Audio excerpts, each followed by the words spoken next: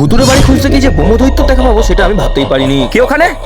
আর তখন 2টো বাজে আর তোমাদের রিকোয়েস্টে আমি এসে গেছি একটি বট গাছ এবং একটি ভুতুরে বাড়ির সন্ধানে। পুরো জায়গাটাই ছিল ঘন বন জঙ্গলে ঢাকা এবং ঘন কালো অন্ধকার। কিছু দূর যাওয়ার পরে আমি এই ভুতুরে বট গাছটাকে দেখতে পাই। লোকে বলে এখানে নাকি ব্রহ্মদৈত্য থাকে। আর বট গাছটাকে দেখতে তো ভয়ঙ্কর লাগছেই এবং বট গাছটার ঠিক নিচেই রয়েছে এক অদ্ভুত ধরনের দেখতে একটি মূর্তি। তারপর আমি বট গাছটাকে পিছনে ফেলে রেখে এই বন জঙ্গলের মধ্যে দিয়ে অবশেষে পৌঁছে গেলাম সেই ভুতুরে বাড়ির সামনে। তো তোমরা বাড়িটা দেখতেই পাচ্ছ কতটা ভয়ঙ্কর দেখতে লাগছে। আমি তো ভেবেছিলাম এই বাড়ির ভিতরে ঢুকবো, কিন্তু জানলা দরজা সমস্তটাই ইট দিয়ে দেয়াল তুলে দেওয়া আছে। তাই জন্যই আমি ফিরে আসছিলাম আর ঠিক তখনই দেখতে পেলাম একটি মরা পোড়ানোর জায়গাও আছে সেখানে। তো যাই হোক, তারপর আমি আকাশের মধ্যে দেখতে পেলাম চকচক করছে পূর্ণিমার চাঁদ। আর তারপর আমার নজর গেল বট গাছটার দিকে।